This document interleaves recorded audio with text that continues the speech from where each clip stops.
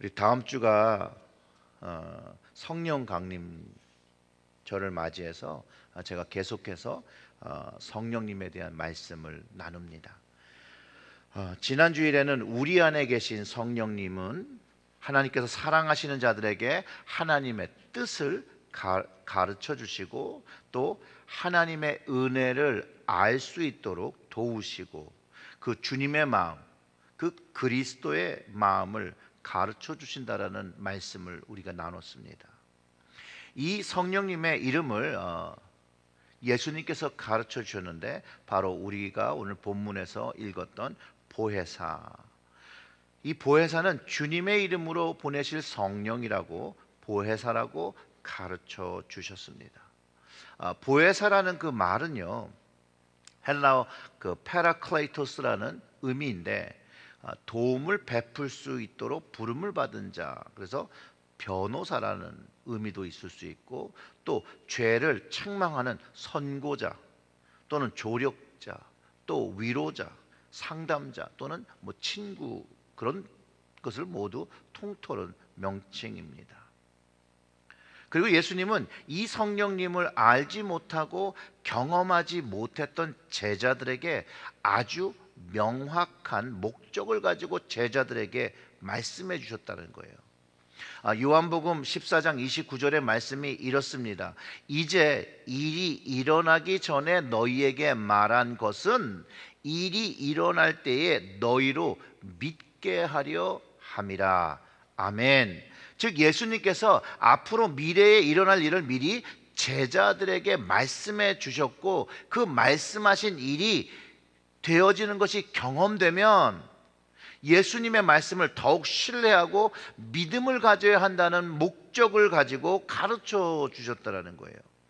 그리고 그 성령님 바로 보혜사께서 오셔서 제자들에게 가르쳐 주시고 주님의 말씀을 깨닫게 하시라는 것이 바로 오순절에 일어났다라는 거예요. 요한복음 14장 26절의 말씀도 보혜사 성령님에 대해서 예수님께서 하신 말씀입니다. 보혜사 곧 아버지께서 내 이름으로 보내실 성령, 그가 너희에게 모든 것을 가르치고 내가 너희에게 말한 모든 것을 생각나게 하리라. 주님께서 가르쳐 주신 것을 보혜사 성령님께서 가르쳐 주시고 깨닫게 하시고 생각나게 하신다는 거예요. 즉 이 성령님이 오시면 우리에게 계속 그 주님의 말씀과 주님의 그 가르침을 끊임없이 계속해서 생각나게 하시고 그 깊이를 알게 하신다는 거예요. 여러분들이 잘 아시는 사도행전 2장의 오순절에 제자들이 모여서 기도할 때 예수님이 말씀하셨던 그 보혜사 성령님의 강림을 아주 강렬하게 경험을 합니다. 성령님의 그 강림은 제자들이 이전에 경험해보지 못했던 그런 것이었어요. 너무 다 강렬한 터치를 경험하고 그 신비한 영적 체험을 경험했는데 그 영적 체험이 너무나도 강렬해서 베드로는 요엘 선지자가 예언했던 것이 경험되었다라고 또 선언을 합니다. 요엘서 2장 28절의 말씀은 그 후에 내가 내 영을 만민에게 부어주리니 너희 자녀들이 장래일을 말할 것이며 너희 늙은이는 꿈을 꾸며 너희 젊은이는 이상을 볼 것이며 라는 그 말씀이 자신들이 그 오순절 다락방에서 경험한 영, 하나님의 영, 예수님이 말씀하신 그 보혜사 성령이 자신들에게 부어졌다라고 경험한 사건이라고 선포하고 있다라는 것이에요. 성경에서 하나님의 영이라는 말을 쓸 때 히브리어는 루하라는 말을 쓰고 그리스어는 푸뉴마라는 말을 씁니다. 이게 숨과 호흡이라는 말이에요. 이 호흡으로, 이 하나님의 호흡으로 인간의 생명이 시작되었고요, 또 그 생명이 유지되고 있다는 거예요. 하나님의 호흡이 창세기 말씀을 보면 진흙 만드신 그것이 하나님의 호흡을 주니 생명이 되어 사람이 되게 했듯이 이 하나님의 영적 호흡이 성령님을 통해서 그리스도인들의 생명을 시작하게 하고 그리스도인으로서의 생명을 호흡시키면서 유지하며 영적인 삶을 살아가게 한다는 것이에요. 사도행전에서 강하고 급한 바람이 가득하며 성령이 오셔서 사람들로 하여금 영적 호흡을 하기 시작했다라는 것이죠. 하나님을 경험하고 눈물을 흘리며 새로운 영적 생명을 경험합니다. 우리도 이 인생에서 태어날 때도 울면서 태어났지, 성령이 임하시며 영적인 태어남을 경험할 때 눈물 흘리며 거듭남을 체험했다는 거예요. 그러면서 그 영으로 숨을 쉬며 그 입술로 예수를 그리스도로 주로 고백한다는 것이에요.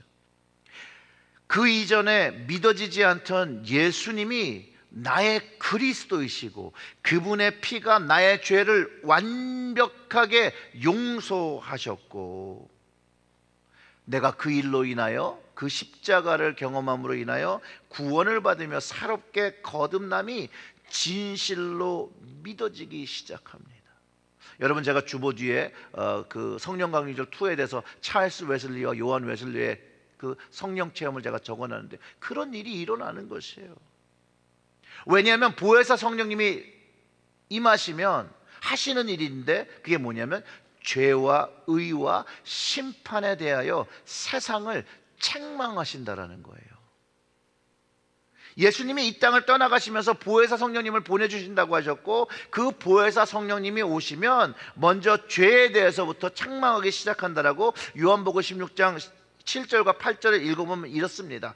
그러나 내가 너희에게 실상을 말하노니 내가 떠나가는 것이 너희에게 유익이라. 내가 떠나가지 아니하면 보혜사가 너희에게로 오시지 아니할 것이요, 가면 내가 그를 너희에게로 보내리니 그가 와서 뭐에 대해서요?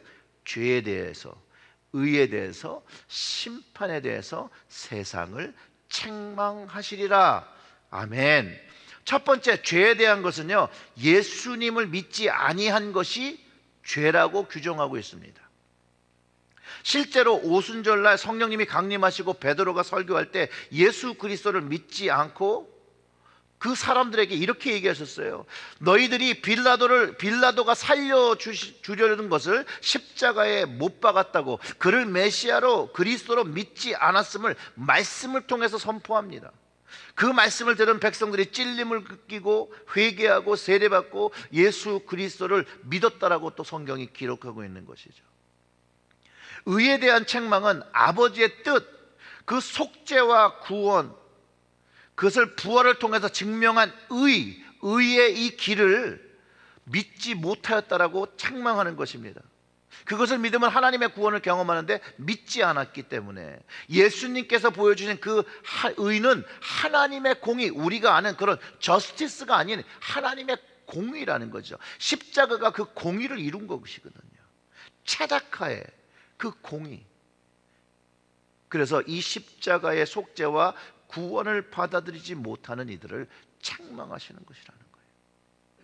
그리고 사람들은요, 예수님이 십자가에 그 당시에 심판을 받았다라고 잘못 이해한 거예요. 실제로는 어떤 일이 일어난 거냐면, 예수님께서 십자가를 지셨고 승리하신 거고 세상이 심판을 받은 것이라는 거예요. 그리고 세상을 쫓아가는 모든 임금들도 동일한 심판을 받았고, 그 세상의 임금을 쫓는 모든 사람들도 심판받는다고 가르쳐 주시는 것이에요. 성령님은 이처럼 우리에게 오시면 죄와 의와 세상의 심판받음을 가르쳐주고 거기서 돌이키기를 원하신다는 거예요. 성령님께서는요, 우리가 예수님을 온전히 믿지 못하고 순종하지 못하는 죄에서 증거하실 때 우리 안에서 회개가 일어나게 됩니다. 그래서 우리가 회개할 때 성령을 구하는 것이죠. 우리가 그렇게 기도할 때 회개의 영을 달라고 기도하는 것이에요. 그리고 그 성령님께서 공의에 대해서 증거하시면 우리는 용서와 부활의 소명을 가지고, 하늘의 소망을 가지고 영원한 나라의 소망을 깨달으며 살아가게 된다는 거예요. 그렇게 되면 이전에 세상의 가치를 가지고 삽니다. 그런데 이 주님의 가치 있는 것을 알게 되면, 깨닫게 되면 어떤 것이 더 귀하다는 것을 알기 때문에 주님을 위해서 살기를 헌신하고, 이제 더 이상 세상을 쫓는 것이 아니라, 세상의 임금들을 쫓는 것이 아니라 예수 그리스도 왕 되신 주님을 따라서 살기 시작한다는 거예요.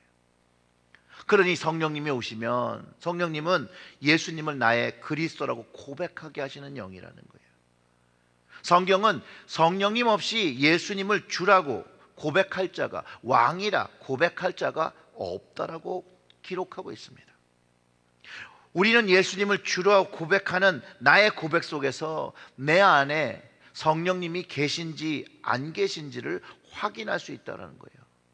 성령님의 도우심을 받아서 우리는 주님이 주시는 그 부르심, 그 사명을 감당하며 그 목표를 세우며 이룰 수 있다는 거예요. 왜냐하면 보혜사 성령님께서 우리를 거룩하게 변화시키신다는 거예요. 내가 변할 수 있는 것이 아니죠. 이 하나님의 거룩한 영께서 나를 변화시키신다는 거예요. 즉 보혜사 성령님은 진리의 영으로 우리의 삶을 거룩한 백성의 모습으로, 거룩한 자녀의 모습으로 이끌고 있음을 사도행전이 그거를 잘 증언하고 있다는 거예요. 그러면서 성령이 우리의 삶에 임하시고 동행하시면 우리의 가정으로부터 우리의 그 커뮤니티까지, 그 주변 환경까지 변화되어짐을 잘 이야기하고 있다는 거예요. 여러분 고린도전서 7장 14절을 보면 가정 역시도 그렇게 변한다는 것을 증언하고 있어요. 믿지 아니하는 남편이 아내로 말미암아 거룩하게 되고, 믿지 아니하는 아내가 남편으로 말미암아 거룩하게 되나니, 그렇지 아니하면 너희 자녀도 깨끗하지 못하니라. 그러나 이제 거룩하니라. 성령님의 역사하심을 믿지 않는 남편도 믿는 아내로 말미암아 거룩하게 된다는 이야기고, 믿지 않던 아내도 믿는 남편이 거룩해지는 것을 통해서 그 아내 역시도 믿음을 가지고 거룩하게 된다는 것이에요.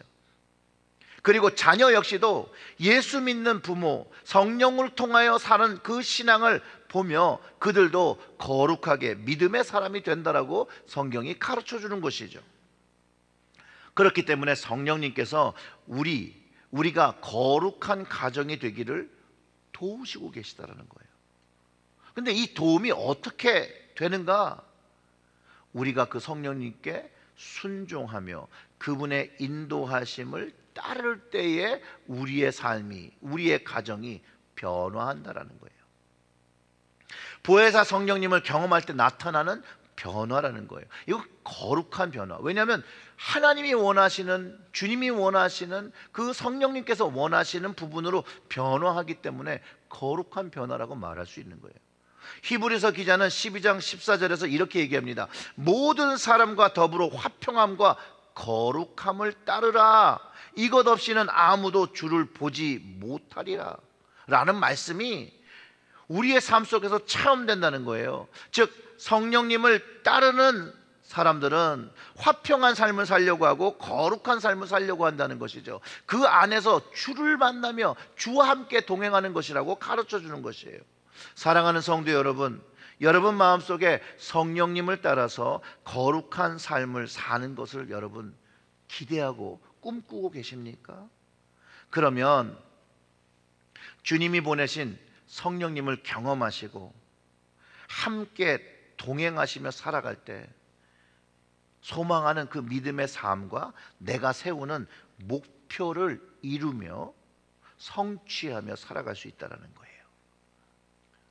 작년에 제가 칼럼으로 요한 웨슬리 시리즈를 좀 써서 여러분들에게 드린 적이 있는데, 요한 웨슬리 목사님의 생에 4가지 목표가 있었습니다. 그 목표를 가지고 신앙생활을 했어요. 그가 주님께 해드리고 싶은 삶의 그 목표는 첫 번째, 완전한 헌신과 완전한 성화와 완전한 사랑과 완전한 그리스도인이 되는 것이 그의 목표였어요. 그가 그 자신의 목표를 세우고 최선을 다하고 그 목표에 이르기 위해서 규칙들을 정하며 살면 그게 이루어질 거라고 그가 정말 믿었습니다. 그래서 그의 거룩한 삶, 그 성화의 삶, 완전한 삶을 살기 위해서 9가지 규칙을 만들어서 매일매일 자기를 채찍질하면서 반쪽인 그리스도인으로 사는 것이 아니라 온전하게 하나님을 전적으로 헌신하며 온전한 그리스도인으로 사는 것이 참된 그리스도인의 삶이라 믿고 그를 실천했다는 거예요. 그 9가지 규칙은 이래요. 하루의 삶을 하나님과 함께 시작하고 마치라. 그러면서 잠을 많이 자지 마라. 너의 소명을 부지런하게 하여라. 남은 시간을 경건 생활에 사용하라. 모든 성일을, 주일이죠, 주일을 거룩하게 지키라. 술 주정뱅이와 수다장이를 피하라. 쓸데없는 호기심과 세상일 그리고 무익한 지식을 피하라. 매일 밤 자신을 성찰하라. 무슨 이유로 또 최소한의 기도를 위하여 1시간을 떼어놓지 않고 보내는 날이 없게 하라. 최소한의 기도가 1시간이랍니다. 그리고 마지막이 모든 종류의 정욕을 피하라. 이게 그가 세운 규칙이었어요. 자신이 할 수 있는 최선을 다하기 위해서 규칙을 정하고 점검하면서 자신의 노력으로 살았지만 결국 이런 자신의 목표가 자기의 노력으로 결코 완전에 도달할 수 없다라는 것을 깨달아요. 그러면서 방황합니다. 목회자인데 이제 구원의 확신조차 잘 들지가 않는 거예요. 온전하게 그거를 대답하지 못하는 그런 상태가 됩니다. 여러분, 그런데 그럼에도 불구하고 이때 그가 드린 결단이 여전히 하나님 앞에 고귀한 신앙의 결정이라고 볼 수 있다는 거예요. 그러나 사람의 도덕적인 노력, 그 노력으로는 완전한 헌신과 완전한 성화와 완전한 사랑과 완전한 그리스도인이 되는 그 목표를 이룰 수 없고, 그것이 없고 구원의 확신도 가지지 못하고 천국에 갈 수 없을 뿐만 아니라 불가능을 경험했다는 거예요. 왜 그가 불가능을 경험했을까요? 요한 웨슬레가 보혜사 성령을 경험하지 못할 때의 일이라는 거예요. 그가 1738년에 경험한 그 복음적 성령의 회심은, 그 개인적인 오순절의 체험은 이 보혜사 성령님을 만나는 사건이었다는 거예요. 성령님의 인도하심이 그가 가슴이 뜨거워지는 경험을 하며 그 후에 오직 그리스도의 은혜만으로 구원을 얻으며 오직 믿음만으로 된다는 그 진리를 체험하며 성령님을 만난 사건이라고 증언하고 있다는 거예요. 이 성령을 체험한 웨슬리는 그 다음부터 달라졌습니다. 성령을 체험하며 보혜사 성령님의 인도하심을 받는 사람들이 거룩한 삶을 살려는 갈망이 생긴다는 거예요. 그 성령 안에서 하나님에 대한 갈증이 생기고 그 임재에 대한 사모함이 생긴다는 것이에요. 지금은 소천하셨지만 정원 목사님이라는 분이 계시는데 그분의 그 책 중에 오직 주님의 임재를 구하십시오라는 글 중에 이런 얘기가 있습니다. 주님의 임재는 하나님의 현존을 말하는 것입니다. 그 어느 누구든 주님의 실제 가까운 영광의 맛을 보게 되면 그보다 더 아름답고 놀라운 경험이 세상에 없다는 것을 알게 됩니다. 많은 사람들은 하나님을 두려워하고 어렵게 느낍니다. 그러나 성령을 체험하며 주님의 임재를 경험하고 나면 그분이 얼마나 사랑으로 가득하며 생명과 평강으로 충만한 분이신 것을 알게 됩니다. 그리고 나서는 간절하게 그분의 임재를 구하게 됩니다. 왜냐하면 그 놀라운 사랑과 하나님의 평강을 체험하고 나면 이 세상의 모든 것들이 하찮고 부질없는 것임을 깨닫게 되기 때문입니다. 그분의 영광을 체험하고 나면 우리가 여태껏 얼마나 평안을 모르고 불안과 두려움 가운데 살았으며 얼마나 사랑을 알지 못하고 미움과 분노와 적개심 속에 살았는지를 알게 됩니다. 그러므로 다시는 그 예전의 삶으로 돌아가고 싶지 않고 지속적으로 그 평화로움과 아름다움으로 가득 찬 삶에서 벗어나기 싫어서 애쓰게 되는 것입니다 라고 말했다는 거예요. 이게 성령님이 우리 안에 계실 때 우리가 경험하게 되는 거예요. 성령이 오시면 더 이상 세상 것들이, 육체적인 것들이 나를 이끄는 것이 아니라 성령이 나를 이끄게 된다는 거예요. 사랑하는 성도 여러분, 이 성령을 사모하시고 간구하시기를 주님의 이름으로 축원합니다. 주님의 임재를 구하십시오. 그리고 주님의 이름으로 오시는 이 성령을 부르시기를 바랍니다.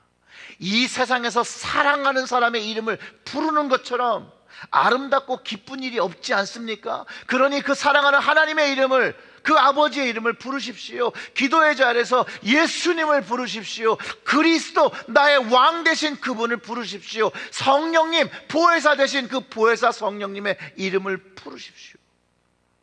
그 주님의 이름을 가까이 하며 부르는 자가 그 주님이 함께 하심을 경험하게 되고, 그 주님이 가까이 함으로 그 주님의 평강이 내 삶에 깃드는 것들을 경험하고, 그 사랑을 경험하고, 그 놀라운 긍휼을, 그 체다카의 그 의를, 공의를 경험하게 된다는 것이죠. 마치 아이들이 엄마를 부르고 그 엄마가 함께 있으므로 평안을 누리듯, 우리 역시 성령님이 역사하심으로 인해서 함께 하시는 그 주님의 임재, 하나님의 임재, 예수님의 그 임재로 말미암아 뭘 누려요? 평강을, 안정감을 느끼게 된다라는 것이에요. 그 안정감을 주시는 그분께로 인도하시는 영이 보혜사 성령님이라는 거예요. 자, 그래서 보혜사 성령님은 우리를 진리이신 예수님께로 인도하십니다. 예수님께서 보혜사 성령이 너희를 가르치실 것이라고 말씀하셨어요. 예수님이 가르치신 것들을 기억나게 하신다라고 하셨고요. 즉, 우리가 주님의 이름으로 기도하며 성령님께 기도하면 성령님께서 지금도, 오늘도 우리를 가르치신다라는 거예요. 우리를 이끌고 계신다라는 것이에요. 우리에게 주님이 하신 것들을 기억나게 하며 그것을 우리의 삶에 적용하게 되며 주님을 닮게 하고 있다는 것이에요. 이것이 성령님이 원하시는 대로 가르치는 것이 아니라 주님의 뜻을 받아서 가르쳐 주신다는 거예요. 그러면서 날마다 우리의 삶 속에서, 우리의 생활 속에서 함께 하시며 예수님께서 우리가 그리스도인으로 어떻게 살아야 할지를 이미 아시기 때문에 우리를 주님의 방법으로 돕고 가르치신다는 거예요. 그런데 이제 현실적인 문제로 돌아오면 우리의 신앙생활이 그렇게 쉽지는 않습니다. 그렇게 녹록지는 않죠. 분명히 어려움도 있고 힘듦도 있습니다. 영적 전쟁을 우리가 경험하거든요.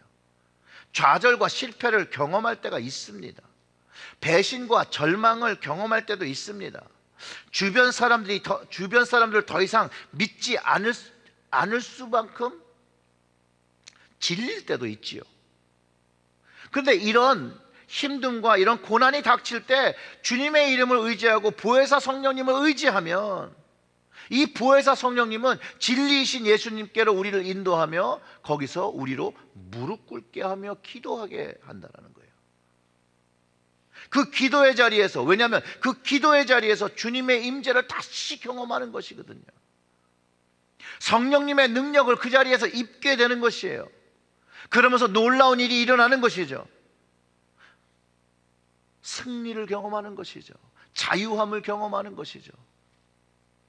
또 다시 일어날 수 있는 힘을 갖는 것이에요. 이것이 성령님이 우리와 함께하며 우리를 가르치시는 것이라는 거예요. 우리를 가르치시는 것, 우리를 도우시는 것.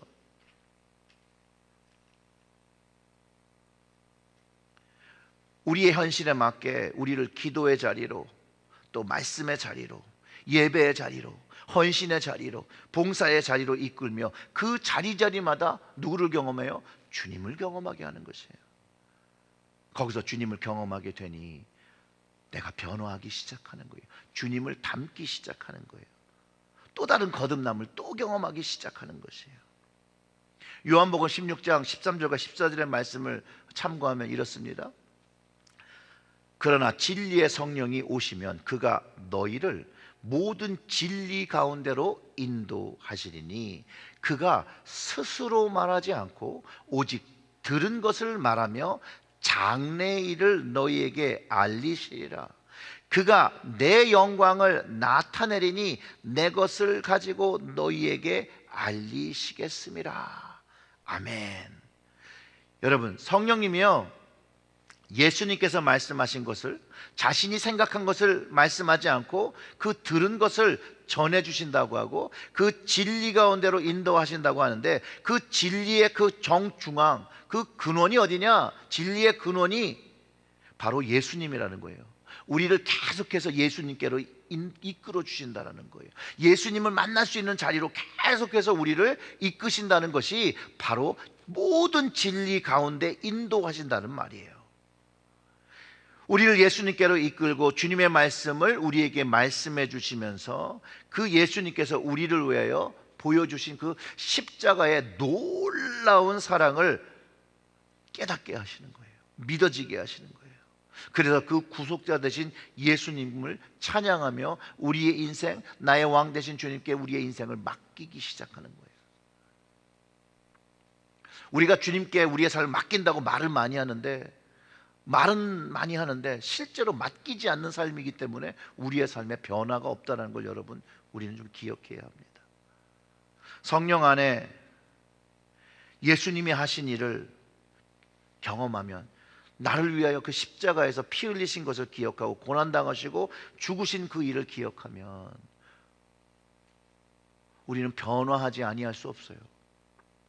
또 부활하셔서 나에게 영원한 삶이 있음을 가르쳐 주신 것을 깨닫는다면 이 주님께 감사하지 아니할 수 없고 이 주님을 찬양하지 않을 수 없다라는 것이에요. 이것을 깨닫게 해주시는 것이 성령님이 하시는 일이고, 이 일이 바로 주님께로 우리를 이끌어가는 일이라는 것이에요.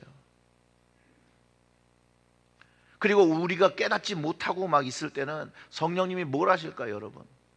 탄식하시며 기도하지 못하는 우리를 위해서 탄식하며 중보기도 하신다라고 성경이 가르쳐 주는 것입니다. 사랑하는 성도 여러분, 주님께서 약속하셔서 미리 가르쳐 주신 그 주님의 이름으로 보내실 성령, 제자들이 이미 경험했고 그들의 삶이 변화하고 성숙한 열매들을 맺은 그 사건을 기억하며 우리는 정말 그 성령님과 함께하기를 갈망합니까? 그 성령님을 의지해서 주님께로 나아가기를 정말로 간구하는 마음이 있습니까? 그 주님으로 보내신 그 보혜사 성령님이 우리와 여러분과 함께하고 계십니까? 그러면 날마다, 이거 날마다 해야 되는 거예요. 날마다 주의 이름으로 보내신 보혜사 성령님을 경험하고 그분을 사모하며 기도의 자리로, 말씀의 자리로 나가셔서 예수 그리스도의 이름을 부르며 하나님께서 맡기신 그 부르심, 그 복음의 사명을, 거룩한 성도의 모습을 갖고 살아가는 여러분들 되시기를 주님의 이름으로 축원합니다. 아멘. 우리 잠시 기도하겠습니다.